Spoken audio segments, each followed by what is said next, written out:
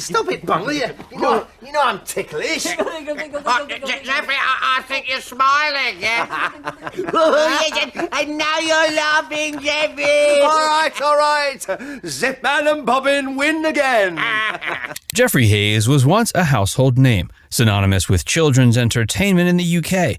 As the beloved host of Rainbow, Hayes entertained millions of young viewers alongside a unique trio of puppet co-stars, Bungle the bear, George the pink hippo, and Zippy, a brash rugby ball-shaped character whose zippered mouth would often need to be closed when he got out of hand. From the 70s to the early 90s, Hayes embodied a calming and fatherly figure for generations, bringing humor and structure to the wild antics of his puppet friends. But behind the scenes, Hayes struggled to find a career path that could capture the same success.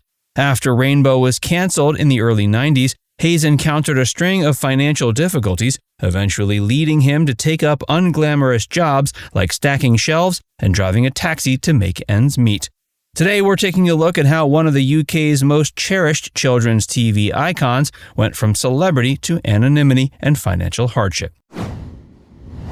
Life beyond the rainbow. Hello. We're seeing how high we can build this tower before it falls over. Now, George has just built a tower with 6 bricks. It's Bungle's turn now. I've just got to 5. When Rainbow ended in 1992, it was a bittersweet moment for Geoffrey Hayes and the generations of fans who had grown up watching him. Hayes had spent nearly 2 decades as the steady, familiar presence on the show, guiding children through life lessons while managing the playful chaos of his puppet companions, Bungle, Zippy, and George. As the show wrapped, Hayes looked to the future with cautious optimism, ready to explore new avenues in acting. However, breaking away from the persona of Geoffrey from Rainbow proved far more challenging than he could have anticipated.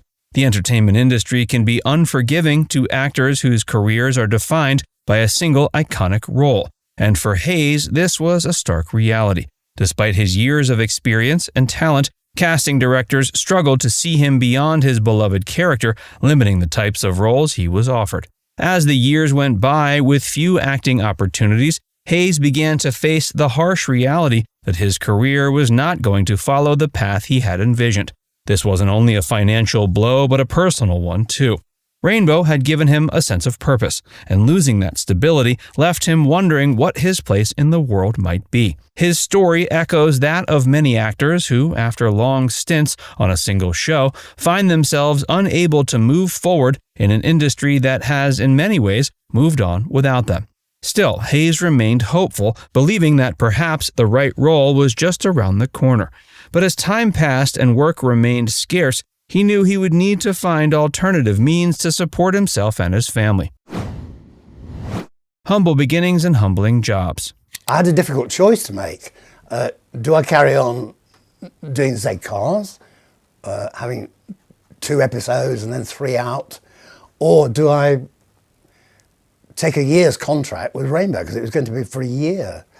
And at the time, to be honest, I was sharing a house, and I was desperate for my own place. In the end, I decided, well, I'm going to go with Rainbow. Sorry, purely monetary reasons.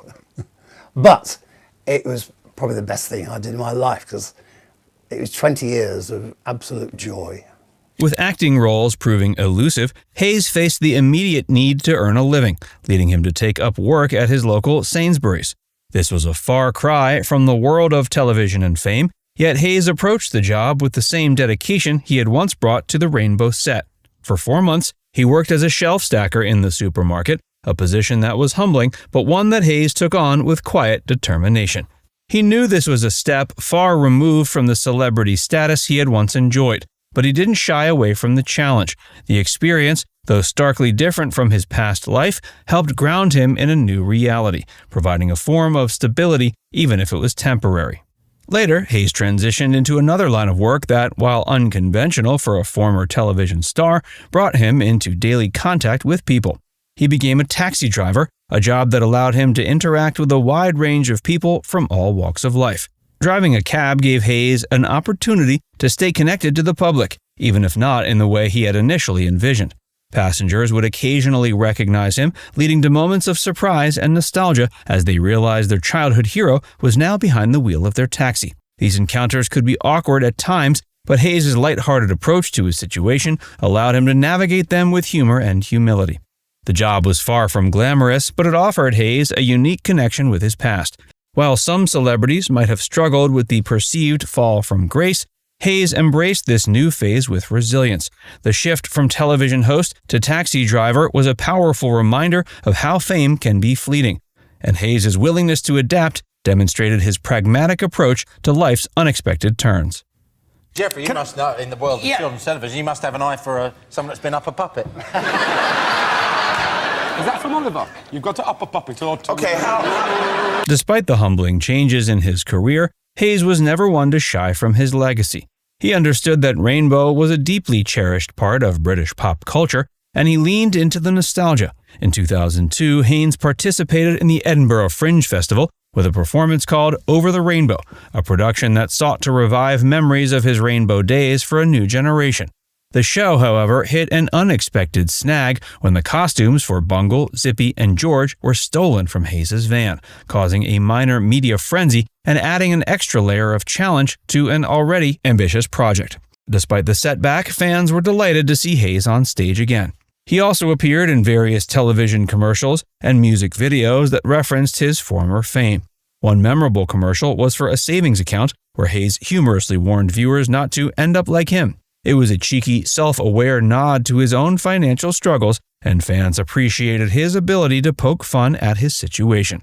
Hayes also made a brief appearance in a music video for an Oasis tribute band, No Way Sis, in which he reprised his role as a taxi driver. The Edinburgh Show and fleeting fame. The Over the Rainbow show at the Edinburgh Fringe Festival may not have sparked the career revival Hayes had hoped for, but it reminded him of the joy he had brought to his audience. This stint in Edinburgh highlighted both the fondness people still held for him and the transient nature of fame. By this point, Hayes was aware that Rainbow was likely the peak of his career, and he came to terms with it. Still, he continued to participate in events that celebrated the show, making cameo appearances and reconnecting with the character that had once defined his life. During this time, he also appeared in the Tony Christie and Peter Kay music video, Is This the Way to Amarillo?, alongside other UK television icons. The video became immensely popular, adding a touch of humor to Hayes' career resurgence. But while fans celebrated his appearances, these projects did not bring the financial security Hayes had once enjoyed. A life of gratitude and reflection. In his later years, Hayes lived a quiet life, far from the hectic demands of television. He split his time between homes in London and Spain, living modestly and reflecting on the journey that had brought him so much joy. He often spoke of his time on Rainbow with warmth, recalling the magic he had felt on set and the laughter shared with his co-stars.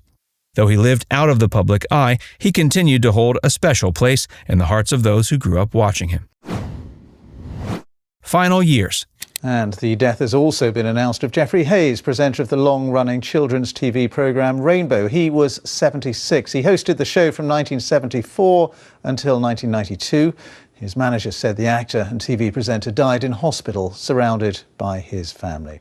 As Hayes aged, he faced health challenges, including pneumonia, which eventually claimed his life in 2018. His passing was mourned by fans and former colleagues who remembered him for his kindness, resilience, and unwavering dedication to making people smile.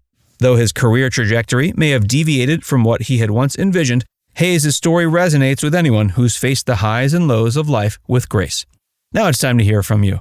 Do you think actors who achieve iconic roles should receive more support once their careers begin to fade? Let us know in the comments section below.